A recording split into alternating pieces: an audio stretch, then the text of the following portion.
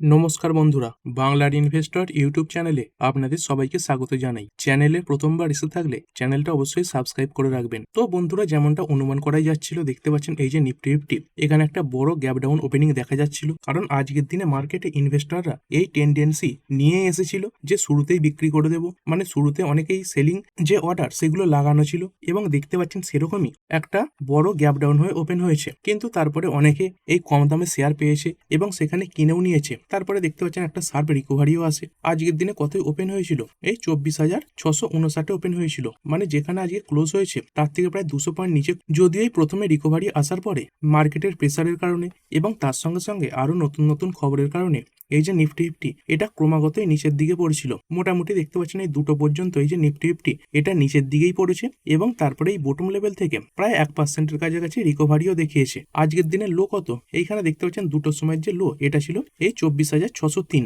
এবং এর আগের দিনে যে নিফটি ফিফটি লেভেলগুলো বলেছিলাম 24,800, তো তার নিচে তো অনেকক্ষণই ট্রেড করছিল। কিন্তু এটা পজিটিভ ব্যাপার যে মার্কেট আজকে এই 24,800 তার উপরে ক্লোজিং দেখিয়েছে। আর এই নিচের দিকেই 24,800 এটাই একটা ছোট লেভেল থাকবে। এই 24,800 ভেঙে গেলে তারপরে কিন্তু নিফটি ফিফটিতে আস্তে আস্তে বড় প্রেসার আসবে। তারপরে 24,500 এটা যদি ভাঙে তারপরে কিন্তু আস্তে আস্তে 24,300 পর্যন্ত পৌঁছে যেতে পারে, যেটা অনেকটা দূরেরই ব্যাপার। আর ওপর দিকে তো কোনোভাবে এই 25,000 এই লেভেলটা পেরোনোর দরকার রয়েছে। এবং তারই সঙ্গে সঙ্গে আমাদের এই যে গিভ নিফটি, যদি এর কথা বলি, এখানে শুরুতে সেরকম বড় একটা পতন ছিল না। মানে প্রি মার্কেটে এই যে গিভ নিফটি এটাই 150-200 পয়েন্ট পড়া ছিল। আর সেখানে যে নিফটি ফিফটি যেটা ওপেনিং এ 400-500 পয়েন্ট গ্যাপ ডাউন দেখিয়েছিল, সেটা এই কারণে কিছুটা রিকভারি দেখিয়েছে। এবং তারই সঙ্গে সঙ্গে আজকে মার্কেটের এক্সপায়ারিও ছিল। তো অনেকে বলবেন আজকের দিনে কেন এক্সপায়ারি? এই যে নিফটি ফিফটির এক্সপায়ারি এটা তো মঙ্গলবার দিনে হয়, কিন্তু আগামীকাল কি রয়েছে? আগামীকাল এই যে হোলি, তার জন্য আমাদের মার্কেট ছুটি রয়েছে। দেখতে পাচ্ছেন এই 23 মার্চ, মানে আগামীকাল মার্কেট বন্ধ থাকবে। এবং মার্কেটে যখন কোনো একদিন ছুটি থাকে, সেদিন যে কন্ট্রাক্টগুলোর এক্সপায়ার হওয়ার কথা থাকে সেগুলো কিন্তু তার আগের দিনেই এক্সপায়ার হয়ে যায়। মানে আজকের দিনেই আমরা এই নিফটি ফিফটির যে এক্সপায়ারি সেটাও দেখতে পেয়েছি। তো হতে পারে এই কারণে এই শেষের দিকে বড় রিকভারি এসেছে। তবে এখনো কিন্তু মার্কেটে 2-3 দিন কিছুটা প্রেসার থাকতে পারে। তবে এই যে প্রেসার এটা খুব লম্বা সময় ধরে চলবে এরকম সম্ভাবনা নেই। কারণ এই আমেরিকা এরা কিন্তু খুব তাড়াতাড়ি এই যে জিনিসটা সেটা সলভ করে নেবে। কারণ এই আমেরিকা যে সমস্ত দেশের সঙ্গে এই যুদ্ধে লাগে তারা কিন্তু খুব লম্বা সময় ধরে এই যে যুদ্ধ সেটা চালিয়ে যায় না। আর বর্তমানে যুদ্ধের পরিস্থিতি কেমন কি রয়েছে, যেমনটা দেখতে পাচ্ছেন এরকম রিপোর্ট সামনে আসছিল যে দুটো দেশ এই নেগোসিয়েশন করে নিতে পারে, মানে ইউএস এবং ইরান। তো এই ইরান তাদের তরফ থেকে বলে দিয়েছে তারা কোনো রকম নেগোসিয়েশন এই আমেরিকার সঙ্গে করবে না, যেটাই ইরানের যে টপ অফিসিয়াল তার তরফ থেকে সামনে এসেছে। এবং ইরান বলে দিয়েছে এই খামেনির মৃত্যুর প্রতিশোধ তারা নেবে। এবং তারই সঙ্গে সঙ্গে আরো জোর কদমে তারা অ্যাটাকও শুরু করেছে। প্রচুর পরিমাণে মিসাইল তারা তাদের দিক থেকে ছুঁড়ছে। এবং এই আল খামেনির মৃত্যুর পর আরো নতুন নতুন যে সুপ্রিম লিডার তাদেরকে বসানো হচ্ছে। এবং যে সমস্ত লিডাররা নতুন বসছেন তারা কিন্তু এই পদে বসা ঘন্টাখানেক ঘন্টা দুয়েক এরকম পরে মারাও যাচ্ছেন। যেমন দেখতে পাচ্ছেন এই রিপোর্ট সামনে এসেছে এই যে ইন্টারিম লিডার যাকে বসানো হয়েছিল এই আয়াতুল্লাহ আরফি, তিনিও এই এয়ার স্ট্রাইকে মারা গেছেন। আর এই ইরান তাদের তরফ থেকে যে যুদ্ধ চালিয়ে যাবে বলেছে। তারপরে ডোনাল্ড ট্রাম্পও দেখতে পাচ্ছেন বলে দিয়েছে যে এই অ্যাটাক তারা কন্টিনিউ করবে এবং এই যে অ্যাটাক সেটা আগের থেকে আরো বড় হবে। দেখতে পাচ্ছেন says more US troops likely to die, মানে আরো হয়তো আমেরিকান যে সোলজার তাদের আত্মবলিদান দিতে হতে পারে, এরকমটাই ডোনাল্ড ট্রাম্প তার দিক থেকে বলেছেন। এবং তার সঙ্গে সঙ্গে এই যে কনফ্লিক্ট সেটা আরো বাড়ছে। যেমনটা দেখতে পাচ্ছেন এই যুদ্ধে এই যে ইউকে, ফ্রান্স এবং তার সঙ্গে সঙ্গে জার্মানি এরা কিন্তু এতদিন সরাসরি জড়ায়নি, কিন্তু এরাও এখন বলছে তারাও এই আমেরিকার সঙ্গে এই যে যুদ্ধ সেখানে জয়েন হতে রেডি রয়েছে। মানে এই আমেরিকার পক্ষে এই ইরানের বিপক্ষে তারা কিন্তু লড়াই করবে। এবং তারই সঙ্গে সঙ্গে আজকের দিনে এই যে ইউনাইটেড কিংডম তারা দেখতে পাচ্ছেন তাদের যে বেস রয়েছে সেগুলো কিন্তু আমেরিকার জন্য খুলে দিয়েছে, যাতে এই আমেরিকা এই বেসগুলো থেকে ইরানের ওপর মিসাইল অ্যাটাক করতে পারে। আর এটা ডোনাল্ড ট্রাম্প তো তার দিক থেকে বলে দিয়েছেন যে 48 জন ইরানিয়ার যে টপ লিডার তাদের মৃত্যু হয়েছে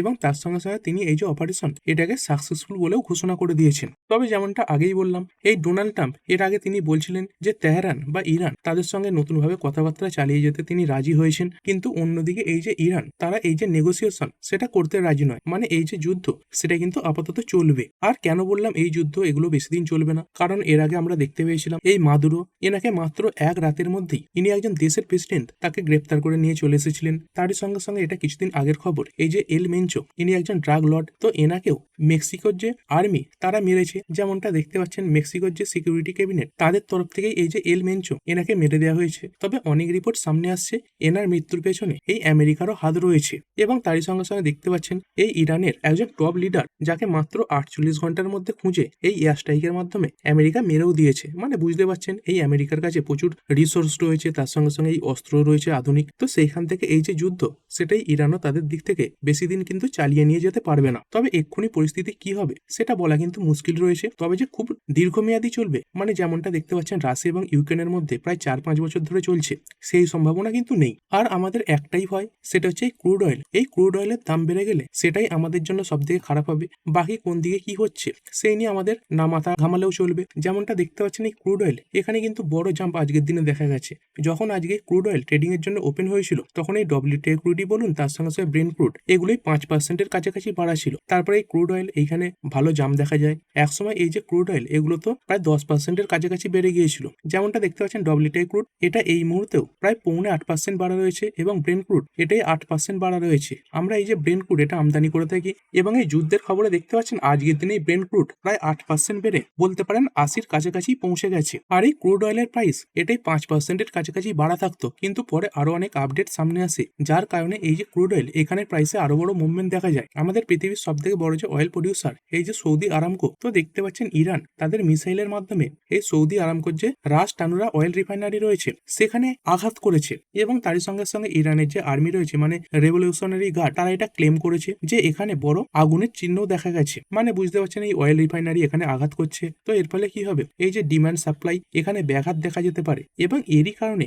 এই যে অয়েল প্রাইস সেখানে কিন্তু বড় মুভমেন্ট দেখা গেছে। যেমনটা দেখতে পাচ্ছেন এই ড্রোন স্ট্রাইকের জন্য কি হয়েছে, এই সৌদি আরামকোর যে রাস টানুরা রিফাইনারি রয়েছে সেটাকে আপাতত বন্ধ রাখতে হয়েছে। তবেই সৌদি আরব তাদের দিক থেকে জানাচ্ছে যে এই যে ড্রোনগুলো অ্যাটাকের জন্য আসছিল সেগুলোকে তারা প্রতিহত করে দিয়েছে। অর্থাৎ লক্ষ্যবস্তুতে এই যে ড্রোনগুলো, মানে ইরানের ড্রোনগুলো, তারা আঘাত করতে পারেনি। কিন্তু এই খবরের পরে এই যে ক্রুড অয়েল, সেখানে বড় প্রাইস মুভমেন্ট দেখা গেছে। আর এই কারণেই দেখতে পাচ্ছেন আমাদের যে স্টক মার্কেট, তার হাল খুব খারাপ হয়ে গেছে। বলতে পারেন এমন কোনো ইনভেস্টর নেই যাদের ধরুন ভালোভাবে ডাইভার্সিফাইড পোর্টফোলিও রয়েছে, তাদের সবারই পোর্টফোলিও আজকে কিন্তু লাল নিশানেই বন্ধ হয়েছে। এবং এরই উল্টো দিকে এই যে কমোডিটি মার্কেট, সেখানে ভালো অ্যাকশন দেখা গেছে। আর এই যুদ্ধকালীন পরিস্থিতিতে এটাই স্বাভাবিক ব্যাপার। যেমন এখানে দেখতে পাচ্ছেন গোল্ডের ফিউচার্স, এটা আজকে প্রায় 4.5% বেড়েছে, এবং তারই সঙ্গে সঙ্গে এই যে সিলভার ফিউচার্স, এটাও প্রায় 5%-এর কাছাকাছি বেড়েছে। এরপর যদি বিভিন্ন ব্রড মার্কেট ইন্ডাইসেস গুলো দেখি, সবই দেখতে পাচ্ছেন লাল, কিছু বেশি পড়েছে কিছু বা কম পড়েছে। যেমন এই নিফটি 50 1.24% ডাউন। তারপরে নেক্সট 50 দেখতে পাচ্ছেন Nifty bank, financial service, mid cap select সবই পড়েছে। নিফটি 100, 200, 500 1.20 থেকে প্রায় 1.5%-এর কাছাকাছি পড়া। মিড ক্যাপ 50, মিড ক্যাপ 100 প্রায় 1.5%-এর কাছাকাছি পড়েছে। এবং দেখতে পাচ্ছেন ইন্ডিয়ান ভিক্স এটাই 25% বেড়ে গেছে। তো এর আগেও মাঝে মাঝে এরকম যে যুদ্ধকালীন পরিস্থিতি সেগুলো তৈরি হচ্ছিল, কিন্তু তখনও এই যে ইন্ডিয়ান ভিক্স সেটা কিন্তু একদিনে 25% বেড়েছে। এরকম রেকর্ড এই অল্প দিনের মধ্যে ছিল না। তো মার্কেটে বিরাট বড় ভলিটিলিটি কিন্তু দেখা যেতে পারে। মানে যেভাবে পড়ছে সেভাবে কিন্তু শর্ট টার্মে বাড়ার সম্ভাবনাও রয়েছে। এবং এটা একটা ভালো ব্যাপার যে আগামীকাল আমাদের মার্কেট বন্ধ থাকছে, না হলে হয়তো আগামীকালও এই যে মার্কেট সেখানে একটা পতন দেখা যেতে পারতো। এই স্মল ক্যাপ 100 1.75%, তারপরে এই স্মল ক্যাপ 50 এটা পড়েছে 1.63%। এবং ওভারঅল মার্কেট ব্রেথও খুব খারাপ, যেখানে 3296 খানা স্টক ট্রেড হয়েছে, তাদের মধ্যে পড়েছে 2578 খানা স্টক, এবং সেখানে বেড়েছে 651 খানা স্টক। মানে আজকে বাড়া শেয়ারের সংখ্যা খুবই কম রয়েছে। এবং যদি সেক্টর স্পেসিফিক কথা বলি, এই নিফটি অটোতে ভালো পরিমাণে পতন দেখা গেছে। যেমনটা দেখতে পাচ্ছেন 2.20% ডাউন হয়েছে। ফাইন্যান্সিয়াল সার্ভিস 1.13%, এফএমসিজি 1% পড়েছে, নিফটি আইটি 1%, মিডিয়া 1.82%। এই মেটাল ফার্মা, এই মেটালটা তো কিছুটা ভালো পারফর্ম করেছে। এই ফার্মা মাঝে মাঝে লালেও চলে যাচ্ছিল, একদম ফ্ল্যাট ক্লোজ দিয়েছে। পিএসইউ ব্যাংক 1.84% পড়েছে, প্রাইভেট ব্যাংক 0.91%, এবং এই যে নিফটি রিয়েলটি রয়েছে এটাই 1.61% পড়ে বন্ধ হয়েছে। এবং গ্লোবাল মার্কেটে কেমন কি পরিস্থিতি দেখা যাচ্ছে, এইখানে দেখতে পাচ্ছেন ড্যাক্স এই যে ইন্ডেক্সটা রয়েছে 2.5% ডাউন। তারপরে ফুটসি 100 1.33% পড়েছে, ক্যাক 40 পড়ে গেছে 2%, ইউরো স্টক্স 2.40%। মানে যতই নিচে যাবেন বেশিরভাগ ইন্ডেক্সই লাল দেখতে পাবেন। এইখানে জাপানের মার্কেট নিক্কেই দেখতে পাচ্ছেন 1.35% ডাউন। এই চীনের মার্কেট সাংহাই এটাই 0.5% বেড়েছে, কিন্তু সেখানে দেখতে পাচ্ছেন এই যে হ্যাংস্যাং এটা পড়ে গেছে 2.14%। তারপরে এই কোসপি এটাও 1%-এর উপরে পড়েছে। মানে গ্লোবাল মার্কেটেই আজকের দিনে কিন্তু পতন দেখা গেছে। আর এরপরে যদি পড়া শেয়ার এবং বাড়া শেয়ারগুলোর কথা বলি, দেখুন যে শেয়ারগুলো পড়ছে তার মানে এই নয় যে শেয়ারগুলো খারাপ হয়ে গেছে, এই যুদ্ধকালীন পরিস্থিতিতে পড়ছে। এবং এই যুদ্ধের যেমন পরিস্থিতি রয়েছে, মানে অল্প দিনেই মিটে যাবে, তো এই সময় কি করতে পারেন, যে স্টকগুলো পড়ছে মানে যুদ্ধের কারণে পড়ছে, কোনো প্রকার ফান্ডামেন্টালি দুর্বল হওয়ার কারণে পড়ছে না, এগুলোতে আস্তে আস্তে টাকা লাগাতে পারেন। তো কি হবে, যখন এই যুদ্ধকালীন পরিস্থিতি মিটে যাবে তখন এই স্টকগুলোতে ভালো একটা রিকভারি কিন্তু দেখতে পাবেন। আবার তেমনই এই যুদ্ধকালীন পরিস্থিতিতে যে কোম্পানিগুলো বাড়ছে, এই যুদ্ধ যখন মিটে যাবে তখন কিন্তু সেই কোম্পানিগুলোতে সেরকমই পতন দেখতে পাবেন। তো এখানে দেখতে পাচ্ছেন আজকে লারসেন অ্যান্ড টুব্রোর মতো এত বড় একটা কোম্পানি 5.24% পড়ে গেছে। তো এই কোম্পানিতে 20,000 কোটি, 30,000 কোটি এরকম বড় বড় অর্ডার এলেও এরকম 5%-এর মুভ কিন্তু দেখায় না। তো দেখতে পাচ্ছেন সেখানে এই কোম্পানি 5% পড়ে গেছে, মানে খুবই খারাপ সিচুয়েশন এই কোম্পানিতে তৈরি হয়েছে। কেন পড়েছে দেখতে পাচ্ছেন, কারণ এই কোম্পানির একটা বড় ব্যবসা এই মিডিল ইস্টে রয়েছে। দেখতে পাচ্ছেন company has significant exposure to the middle east. তো এই মিডিল ইস্টই দেখতে পাচ্ছেন এই যে যুদ্ধ সেখানে জড়িয়ে পড়েছে, এবং কিছু কিছু সোর্সের মাধ্যমে এটুকু সামনে এসেছে কোম্পানির যে মোট অর্ডার বুক রয়েছে তার প্রায় 40-50% এই মিডিল ইস্ট থেকে আসে, এবং দেখতে পাচ্ছেন এই মিডিল ইস্টের ঝামেলার কারণে এই স্টকে বড় পতন এসেছে। তবে আজকের দিনে কোম্পানির জন্য একটা ছোট পজিটিভ খবরও ছিল, যেমনটা দেখতে পাচ্ছেন এই কোম্পানি কি বলেছে, তারা এই ডেটা সেন্টার থেকে এই 2030-এর মধ্যে প্রায় $1 বিলিয়ন রেভিনিউ তুলতে চায়। যদি নর্মাল মার্কেট হতো তাহলে হয়তো এই খবরে এই স্টকটা ভালো পারফর্ম করতো। এরপরে রেলওয়ে সংক্রান্ত কিছু কোম্পানি পড়েছে, যেমন দেখতে পাচ্ছেন রেলটেল কর্পোরেশন প্রায় 6% ডাউন, তারপরে এই ইরকন এটাই 4.60%, তারপরে রেল বিকাশ নিগম এটাও পড়েছে 5%। তো এবার আপনারা বলবেন এই যুদ্ধের সঙ্গে এই রেলওয়ে কোম্পানিগুলোর কি সম্পর্ক রয়েছে, যে যুদ্ধের কারণে রেলওয়ে স্টকগুলোতেও এত বড় পতন এসেছে। তো এর আগে 2023 সালে কি হয়েছিল, আমাদের ইন্ডিয়াতে এই যে G20 সামিট সেটা হয়েছিল। তো এখানে অনেক দেশ অংশগ্রহণ করেছিল, এবং এইখানে একটা মিডিল ইস্ট করিডোরের ব্যাপারে আলোচনা করা হয়েছিল। মানে এইখান থেকে দেখতে পাচ্ছেন ইন্ডিয়া থেকে সরাসরি এই ইউএই, তারপরে এই সৌদি আরবিয়া, ইসরায়েল, তারপরে গ্রিস পর্যন্ত একটা যে রেল লাইন তার ব্যাপারে কিন্তু আলোচনা হয়েছিল। তো যখনই এরকম মিডিল ইস্টে কোনো রকম কনফ্লিক্ট দেখা যায় তখন কি হয়, এই যে পরিকল্পনাটা সেখানে নেগেটিভ ইম্প্যাক্ট পড়ে, এবং এই কারণেই যখন এই মিডিল ইস্টে কোনো বড় কনফ্লিক্ট দেখতে পাবেন তখন দেখবেন আমাদের ইন্ডিয়ান রেলওয়ে কোম্পানিগুলোতেও এরকম প্রেসার দেখা যাচ্ছে। এবং যদি এই করিডোরটা কোনোভাবে তৈরি হয় তখন কিন্তু ইন্ডিয়ায় এই যে করিডোরটা রয়েছে সেটা তৈরিতে বড় ভূমিকা নেবে। তবে যেভাবে এই মিডিল ইস্টে বিভিন্ন সময় বিভিন্ন রকম কনফ্লিক্ট তৈরি হয়, সেখানে বাস্তবে এই যে রুট সেটা তৈরি হওয়া আদৌ কিন্তু সম্ভব বলে মনে হয় না। এরপরে যদি দেখেন আদানি গ্রুপের কোম্পানি, আদানি গ্রুপের কোম্পানিগুলোতে প্রেসার এসেছে, যেমন দেখতে পাচ্ছেন এসিসি ডাউন, আদানি এন্টারপ্রাইজেস, তারপরে আদানি গ্রিন পড়ে গেছে, এই আদানি পোর্টস। তো এই আদানি পোর্টসের যে হাইফা পোর্ট সেটা তো এই ইসরায়েলে রয়েছে, আর এই ইসরায়েল তারা এই যুদ্ধে জড়িয়েছে। তো এই আদানি পোর্ট সেটাও দেখতে পাচ্ছেন 3.33% পড়েছে। তারপরে এই আদানি পাওয়ার পড়ে গেছে 1.5%, অম্বুজা সিমেন্ট 1.9%, এটিজিএল পড়েছে 3.7%। এরকম পতন দেখা গেছে। তারপরে যদি কথা বলি সিমেন্ট কোম্পানিগুলো, তো এই সিমেন্ট কোম্পানিগুলোতেও পতন দেখতে পাবেন। এইখানে এই সিমেন্ট কোম্পানিগুলো খুলে নিয়েছি, দেখতে পাচ্ছেন এই যতই কোম্পানি নামাবেন একটা দুটো বাদ দিয়ে সবেতেই কিন্তু বড় বড় লাল নিশানি দেখতে পাবেন। যেমন দেখতে পাচ্ছেন এই অম্বুজা সিমেন্ট রয়েছে, তারপরে ডালমিয়া ভারত, তারপরে হাইডেলবার্গ সিমেন্ট রয়েছে, এই জেকে সিমেন্ট দেখতে পাচ্ছেন, তারপরে জেকে লক্ষ্মী সিমেন্ট এগুলো পড়েছে, জেএসডব্লিউ সিমেন্ট। মানে বেশিরভাগ সিমেন্ট কোম্পানিতেই আজকের দিনে পতন দেখা গেছে।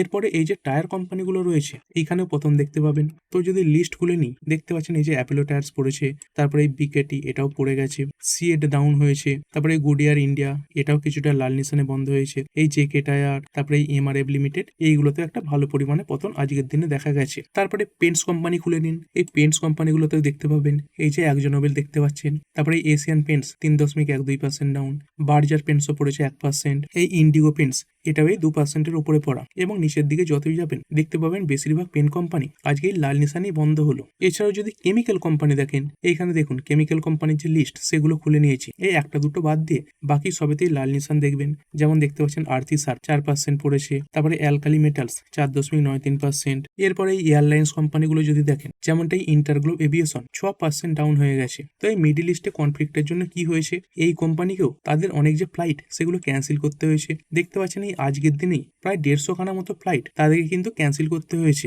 আর বুঝতে পারছেন এই ক্যান্সেল করতে হচ্ছে মানে এগুলোই ইন্টারন্যাশনাল ফ্লাইট হবে, এবং তার সঙ্গে সঙ্গে কিছু কিছু ফ্লাইট এমন রয়েছে যেগুলোকে এই নো মিসাইল জোন দিয়ে ওড়াতে হচ্ছে। মানে এই যে জ্বালানির খরচ সেটা বাড়ছে, এবং তারই সঙ্গে সঙ্গে কি হচ্ছে, এই কোম্পানিগুলোকে আরো বেশি দাম দিয়ে এই যে জ্বালানি সেটা কিনতে হচ্ছে, কারণ ক্রুড অয়েলের দাম বেড়ে গেছে। আরো একটা এই এয়ারলাইন কোম্পানি রয়েছে এই স্পাইস জেট, এটাও এই 6.25% পড়েছে। এছাড়াও এই সময় কি হবে, এই অনেক মানুষ এই যে এয়ারলাইন সেক্টরটা রয়েছে এটাকে এড়িয়ে চলবেন, মানে পরিবহনের ক্ষেত্রে অন্যান্য বিকল্পগুলো বেছে নেবেন, কারণ এই সময় একটা তো রিস্ক থেকেই যায়। তো যে কোনো সময় এই যে মিসাইল ফিসাইল সেই ব্যাপারে অ্যাটাকও হয়ে যেতে পারে, মানে আকস্মিক দুর্ঘটনা সেটা তো ঘটতেই পারে। এবং তারই সঙ্গে সঙ্গে এয়ারলাইন্স কোম্পানিগুলো এরা কি করবে, এদের খরচ বাড়ছে, তো এরা তো তাদের কাঁধে সেই যে খরচ সেটা নেবে না, এরা কি করবে, এই যে এয়ার ফেয়ার্স মানে এই যে ভাড়া সেটা বাড়িয়ে দেবে। এবং সেই কারণে অনেক মানুষ এই বিকল্প হিসাবে এই যে রেল রয়েছে তার সঙ্গে সঙ্গে এই যে সমুদ্রপথ এগুলো বেছে নেবে। তো এই কারণে দেখতে পাচ্ছেন এই কোম্পানিগুলোতে বড় ক্র্যাশ এসেছে। এছাড়াও যে সমস্ত কোম্পানিগুলো এই অয়েল মার্কেটিং কোম্পানি হিসেবে কাজ করে, যেমন এই এইচপিসিএল, তারই সঙ্গে সঙ্গে বিপিসিএল, তারপর এখানে দেখতে পাচ্ছেন ইন্ডিয়ান অয়েল কর্পোরেশন, এগুলোতেও ভালো পরিমাণে পতন আমরা দেখতে পেয়েছি। তাহলে বেড়েছে কোনগুলো, এই যারা ক্রুড অয়েল উৎপাদন করে, এইখানে যেমন দেখুন ওএনজিসি, তো শুরুতে অনেকটাই গ্যাপ আপ ওপেন হয়েছিল, মানে মার্কেটের মতনই দেখতে পাচ্ছেন, যেগুলোতে ভালো ইম্প্যাক্ট পড়েছে শুরুতে অনেকটা বেড়ে গিয়েছিল, তারপরে সেই যে বৃদ্ধি সেটা কমেছে এবং বেড়ে একটা নির্দিষ্ট লেভেলে ট্রেড করেছে, যদিও প্রায় 0.1% বেড়ে বন্ধ হয়েছে। তারই সঙ্গে সঙ্গে এই যে অয়েল ইন্ডিয়া, এটাও 0.17% বেড়েছে। আর এরপরে তেজস নেটওয়ার্ক, তো এটা কি হয়েছে, কোম্পানি যে রেডিও সংক্রান্ত অর্ডার পেয়েছিল তারপরে দেখতে পাচ্ছেন বড় র্যালি এসেছে, এই অল্প দিনে প্রায় 60% বেড়ে গেছে। আর এই সময় খারাপ মার্কেটে কি হয়, অনেকে কি করে শুধুমাত্র তেজি দেখে স্টক কেনে, আর আজকে অনেক স্টকই পড়ে রয়েছে, এবং এই সময় মানুষের মনে এরকম একটা ধারণা তৈরি হয় যে এর আগে এই স্টকটা দুদিন বেড়েছে, তো এই স্টকে এখন টাকা লাগাই, মানে পড়া শেয়ারগুলো এখন এড়িয়ে চলে। তো এই সময় যে কোম্পানিগুলো একটু তেজিতে ছিল সেগুলোতে কিন্তু আজকে ভালো একটা র্যালি দেখা গেছে। তো এই একই খবরে দেখতে পাচ্ছেন এই 60% বেড়েছে। তো এই যে মিমো রেডিওর অর্ডার পেয়েছিল তারপর থেকে কিন্তু স্টকটা জাম্প দেখালো, তারপরে ফিনোলেক্স কেবল 3.21% বেড়েছে। আর এরপরে যদি কথা বলি জুয়েলারি সেক্টর,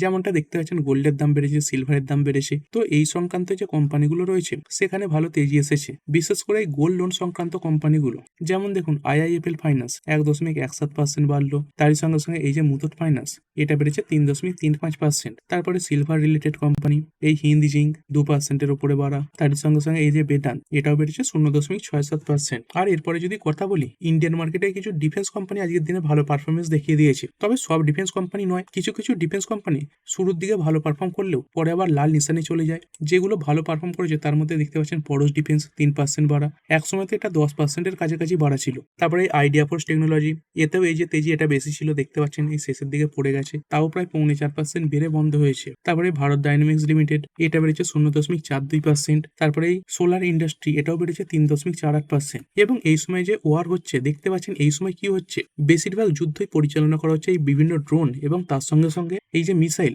সেগুলোর মাধ্যমে। আর এই ড্রোন সেক্টরে কারা কাজ করে, এই পরশ ডিফেন্স এরাও ড্রোনে কাজ করে, তারপরে এই আইডিয়া ফোর্জ, জেনটেক এইগুলো এই ড্রোন সেক্টরে কাজ করে থাকে। এই মিসাইল কারা বানায় ভারতের মধ্যে, এই ভারত ডাইনামিক্স, তো লোগোতেই দেখতে পাচ্ছেন এই মিসাইলের সাইন রয়েছে, মানে এই যুদ্ধে যে ধরনের জিনিস ব্যবহার করা হয়েছে। তারপরে এই অ্যামিউনিশন এই সেক্টরে কাজ করে সোলার ইন্ডাস্ট্রি, মানে বিভিন্ন যে বিস্ফোরক সেগুলো এই কোম্পানি তৈরি করে থাকে, এখানেও আজকে ভালো পরিমাণে তেজি এসেছে। এছাড়াও এই খারাপ মার্কেটে কিছু আইপিও লিস্ট হয়েছে, আর এই আইপিওর যে লিস্টিং সেগুলো তো আগে থেকেই ঠিক হয়ে থাকে, মানে এমনটা নয় যে কোম্পানি তার আইপিও নিজের ইচ্ছা মতো বাজারে লিস্ট করাতে পারবে, যেমন একটা ডেট হয়ে থাকে সেই ডেটেই লিস্ট করাতে হয়। তো দুখানা মেন বোর্ড আইপিও আজকের দিনে মার্কেটে লিস্ট হয়েছে। একটা কোম্পানি হচ্ছে শ্রীরাম টুইস্টেক্স আইপিও, দেখতে পাচ্ছেন এই যে ইস্যু প্রাইস এটা ছিল 104, লিস্ট হয়েছে 68-তে, প্রায় 35% ডিসকাউন্টে লিস্ট হয়েছে। এবং লিস্ট হওয়ার পরে কেমন পারফর্ম করেছে এইখানে দেখতে পাচ্ছেন, এই লিস্ট হওয়ার পরে আবার কিন্তু নিচের দিকে পড়ে গিয়েছে। তারপরে আরো একটা company Clean Max Enviro Energy IPO, এটাও দেখতে পাচ্ছেন 1053 ইস্যু প্রাইস থেকে এই 960-এ লিস্ট হয়েছে, প্রায় 9% ডিসকাউন্টে লিস্ট হয়েছে। এবং এটাও এই লিস্ট হওয়ার পরে একবার লোয়ার সার্কিট লাগিয়েছিল, তারপরে দেখতে পাচ্ছেন আরো একবার লোয়ার সার্কিট লাগিয়ে দিয়েছে, টোটালি 17.62% পরে বন্ধ হয়েছে। আর এই খারাপ মার্কেটে আইপিও এলে সেগুলোতে মোটামুটি খারাপ পারফরমেন্সই কিন্তু দেখা যায়। তারপরে বিভিন্ন অটো সেক্টরের কোম্পানিগুলো খারাপ পারফর্ম করেছে, কারণ কি বিভিন্ন দেশে এই যে অটো কোম্পানিগুলো তারা তাদের যে গাড়ি সেগুলো এক্সপোর্ট করে থাকে, আর এই সময় যে একটা টেনশন তৈরি হয়েছে, এই সময় কি হবে, এই যে গাড়ির এক্সপোর্ট সেটা কমে যায়, তার সঙ্গে সঙ্গে এই যে ক্রুড অয়েলের বৃদ্ধি সেগুলো কিন্তু এই যে গাড়ির কোম্পানি রয়েছে তাদের উপরে নেগেটিভ ইম্প্যাক্ট ফেলে। কারণ এই যে গাড়ির জ্বালানি সেই ক্ষেত্রে কিন্তু আমরা এখনো সেরকম হিউজ পরিমাণে ইভিকে অ্যাডপ্ট করতে পারিনি, এখনো কিন্তু বেশিরভাগ যে গাড়ি সেগুলো পেট্রোল ডিজেল এগুলোর উপরেই নির্ভর করে রয়েছে। যদি কোম্পানিগুলো দেখেন দেখতে পাচ্ছেন টাটা মোটরস পিভি 2.97% ডাউন, তারপরে এই টাটা মোটরসের যে সিভি রয়েছে 1.42% পড়েছে, তারপরে মারুতি সুজুকি 3%, তারপরে আইচার মোটরস 2.5%, মাহিন্দ্রা অ্যান্ড মাহিন্দ্রা এগুলো 2%-এর কাছাকাছি পড়েছে। যেমনটা দেখতে পাচ্ছেন কিছু কিছু কোম্পানি এই মিডিল ইস্টের টেনশনের কারণে ক্ষতিগ্রস্ত হবে, দেখতে পাচ্ছেন গেট এফেক্টেড, কাদের নাম সামনে আসে, এই বাজাজ অটো, তার সঙ্গে সঙ্গে টাটা মোটরস, এই মারুতি সুজুকি এরাও এই লিস্টে রয়েছে, তারপরে এই হুন্ডাই মোটর এদের নাম দেখতে পাচ্ছেন, তারপরে এই অশোক লেল্যান্ড, মানে এরা বহু দেশে এদের যে গাড়ি সেগুলো সাপ্লাই করে থাকে এবং এই টেনশনের ফলে এই যে সাপ্লাই সেখানে কিন্তু ব্যাঘাত ঘটবে। এছাড়াও গতকাল এই অটো কোম্পানিগুলোর নাম্বারও সামনে এসেছিল, যদিও কোনো ভালো খবরের ইম্প্যাক্ট আজকে মার্কেটে পড়েনি। তাও যদি একবার কোম্পানিগুলোর নাম্বার দেখি, যদি এই 4 হুইলার সেলসের কথা বলি, যেমনটা দেখতে পাচ্ছেন এই যে মারুতি সুজুকি এদের যে সেলস এটাই 38% বেড়েছে। তারপরে টাটা মোটরস এটাই 15.5% বেড়েছে, মানে 4 হুইলার যে প্যাসেঞ্জার ভেহিকেল তার কথা বলছি এখানে। মাহিন্দ্রা এদের বেড়েছে 14%, তারপরে এই হুন্ডাই এদের 13% বেড়েছে, টয়োটার বেড়েছে 6.8% এবং এই কিয়া এদের বেড়েছে 6.1%। এরপরে 2 হুইলার এবং এর মধ্যে সবকিছু রয়েছে দেখতে পাচ্ছেন এই যে হিরো মোটর কর্প এদের এই 26% বেড়েছে, হন্ডার বেড়েছে প্রায় 29%, এই টিভিএস মোটর এদের 30% বেড়েছে, বাজাজ অটোর 25%, এই সুজুকি 14% এবং এই রয়্যাল এনফিল্ড এদের সেলস বেড়েছে 16%। তারপরে 3 হুইলার এইখানে দেখতে পাচ্ছেন এই যে বাজাজ অটো এর এই 38,562 খানা গাড়ি বিক্রি করেছে, যার মধ্যে 20% কি রয়েছে ইভি গাড়ি রয়েছে। মাহিন্দ্রার দেখতে পাচ্ছেন 6,591 খানা ইউনিট বিক্রি হয়েছে, যার মধ্যে এই 95%-এর উপরে এই ইভি গাড়ি রয়েছে। তারপরে টিভিএস মোটর এরাও দেখতে পাচ্ছেন 5,393 খানা গাড়ি বিক্রি করেছে এবং 3 হুইলার গাড়িগুলোর মধ্যে যে ইভি রয়েছে তার পার্সেন্টেজ 47%। মানে 3 হুইলার সেগমেন্টে এই কোম্পানিগুলো কিন্তু বেশিরভাগই এই যে ইভি মডেল বা ইলেকট্রিক ভেহিকেল মডেল সেগুলো তৈরি করছে। আর যদি 4 হুইলার ইভি মডেলের কথা বলি, এই টাটা মোটরস এর এই 7,824 খানা ইভি যে গাড়ি সেটা বিক্রি করেছে, 43.5% বেড়েছে। এরপরে জেএসডব্লিউ গ্রুপের নাম সামনে চলে এসেছে। এই জেএসডব্লিউ এরা এখন এমজির সঙ্গে মিলে এই যে গাড়ি সেটা তৈরি করছে ইভি গাড়ি, এরা 4,591 খানা গাড়ি বিক্রি করেছে। এবং এই যে জেএসডব্লিউ এই কোম্পানি তো বলেছে 2027 সালে তারা শুধুমাত্র নিজেদের তৈরি যে ইভি গাড়ি সেটা মার্কেটে আনবে। তারপরে মাহিন্দ্রার যে ইভি গাড়ি বিক্রি বেড়েছে 390%। এবং যদি 2 হুইলারের কথা বলি, এইখানে দেখতে পাচ্ছেন এই টিভিএস মোটর এরা 37,756 খানা ইলেকট্রিক 2 হুইলার বিক্রি করেছে, মানে ইলেকট্রিক যে স্কুটি রয়েছে 50% বেড়েছে এই স্কুটির বিক্রি। তারপরে বাজাজের যে চেটক মডেলটা রয়েছে এই 25,520 খানা গাড়ি বিক্রি করেছে। তারপরে এথার এনার্জি 21,999 খানা গাড়ি বিক্রি করলো, 68% আপ। তারপরে হিরো যে ভিডা রয়েছে 13,000 ইউনিট বিক্রি করেছে এবং সেই ওলা ইলেকট্রিকের হাল একই রয়েছে। এবারেও দেখতে পাচ্ছেন 7,516 খানা গাড়ি বিক্রি করেছে এবং এর আগেও প্রায় এরকমই ইউনিট বিক্রি করেছিল, মানে এর আগের মাসে। তবে যদি ইয়ার অন ইয়ার ক্যালকুলেট করেন, মানে এর আগের বছরের ফেব্রুয়ারি মাসে, সেখান থেকে কিন্তু কোম্পানি যে গাড়ির বিক্রি সেটাই 69% পড়েছে। মানে ওলা ইলেকট্রিক বাদ দিয়ে বাকি যে কোম্পানিগুলো রয়েছে তারা মোটামুটি এই অটো সেলসের যে ডেটা সেটা ভালোই পোস্ট করেছে। আর ভিডিও শেষে চলুন একবার নিফটি ফিফটি দেখে নিই। যেমনটা দেখতে পাচ্ছেন নিফটি ফিফটির মধ্যে মাত্র 8খানা কোম্পানি সবুজে বন্ধ হয়েছে এবং 42খানা কোম্পানি নেগেটিভে বন্ধ হয়েছে। তো এই ইন্ডেক্স ওয়াইজও আজকে যে অবস্থা সেটা খুবই খারাপ। আর এই নিফটি ফিফটির মধ্যে কোনগুলো ভালো এবং খারাপ পারফর্ম করলো, যেমন দেখতে পাচ্ছেন বেল রয়েছে, এটা টপ গেনার, এটাই ডিফেন্স সেক্টর থেকে বিলং করেছে, 2% বেড়েছে। তারপরে হিন্ডালকো 1.70% বাড়া। তারপরে এই সান ফার্মা বেড়েছে 0.93%, ওএনজিসি 0.63% এবং এই আইটিসি বেড়েছে 0.35%। আর যদি পড়া শেয়ারগুলোর কথা বলি, প্রথমে এই ইন্ডিগো রয়েছে এই এয়ারলাইন সেক্টর থেকে 6% ডাউন। তারপরে এই এলএনটি রয়েছে দেখতে পাচ্ছেন 5.24% ডাউন। আদানি পোর্টস পড়ে গেছে 3.43%। মারুতি ডাউন হয়েছে 3.29% এবং এই এশিয়ান পেন্টস এটাও পড়েছে 3%। তো মূলত দেখতে পাচ্ছেন টপ যে লুজার গুলো রয়েছে সেইগুলো কিন্তু মূলত সবই এই মিডল ইস্টের টেনশনের কারণে পড়েছে। আর এই ভিডিওটা এখানেই শেষ করছি, পরের ভিডিওতে আরো কিছু নিউজ কভার করা হবে। তো ঠিক আছে বন্ধুরা, আশা করছি ভিডিওটা আপনাদের ভালো লেগেছে। আপনি চাইলে এটাকে লাইক এবং শেয়ার করতে পারেন। আর শেয়ার মার্কেট সংক্রান্ত ডেইলি নিউজ আপডেট পেতে চ্যানেলটা সাবস্ক্রাইব করে রাখবেন এবং পাশে থাকা বেল আইকনটি টিপে অল অবশ্যই সিলেক্ট করে রাখবেন, যাতে পরবর্তী ভিডিওর নোটিফিকেশন আপনার কাছে সময় মতো পৌঁছে যায়। আর হ্যাঁ, ভিডিওটি শুধুমাত্র ইনফরমেশন এবং এডুকেশনাল পারপাসের জন্য বানানো হয়েছে। আমি সেবি রেজিস্টার্ড নই, তাই কোনো প্রকার শেয়ারে কোনো প্রকার বাই, সেল, হোল্ড বা অ্যাভারেজ করার কোনো সিদ্ধান্ত নেওয়ার আগে আপনার যে ফাইন্যান্সিয়াল অ্যাডভাইজার আছে তার সঙ্গে অবশ্যই আলোচনা করবেন। দেখা হচ্ছে পরের ভিডিওতে। ধন্যবাদ।